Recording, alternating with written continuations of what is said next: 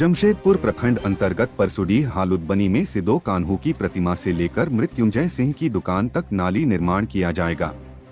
मंगलवार को नाली निर्माण कार्य का शिलान्यास स्थानीय जिला परिषद सदस्य पूर्णिमा मल्लिक ने नारियल फोड़कर किया। इस दौरान काफी संख्या में स्थानीय लोग मौजूद थे। बता दें कि यहां नाली की जर्जर अवस्था होने के कारण गंदा पानी सड़क पर बहता था, जिससे लोग बदबू और गंदगी से परेशान रहते थे। लोगों की समस्या को देखते हुए जिला परिषद सदस्य पूर्णिमा मलिक ने इसके लिए पहल की। उक्त नाली का निर्माण 15वें वित्त आयोग की राशि से किया जाएगा।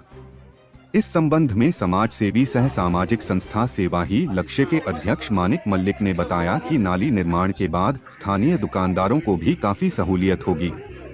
उन्होंने बताया कि बारिश के दिनों में यहां सबसे ज्यादा दिक्कतों का सामना करना पड़ता था।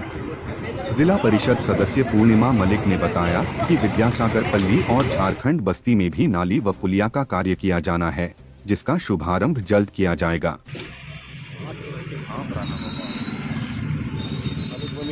सिदो कान्हू प्रांगण पर 15वें वित्त आयोग के अंतर्गत जिला परिषद श्रीमती पूर्णिमा मल्लिक जी के अनुशंसा पर सिदो कान्हू प्रतिमा से लेकर मृत्युंजय सिंह की दुकान तक आरसीसी नाली का शिलान्यास किया गया, जो काफ़ी दिनों से ये लंबित मामला है कि यहाँ के दुकानदारों को काफ़ी कठिनाइयों का सामना करना पड़ता था।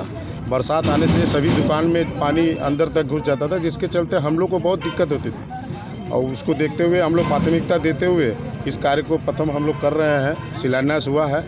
इसके अलावा विद्यासागर पल्ली में भी है, झारखंड बस्ती में भी है, तो उसका हम लोग पारंपरिक रूप से फिर हम लोग शिलान्यास करेंगे।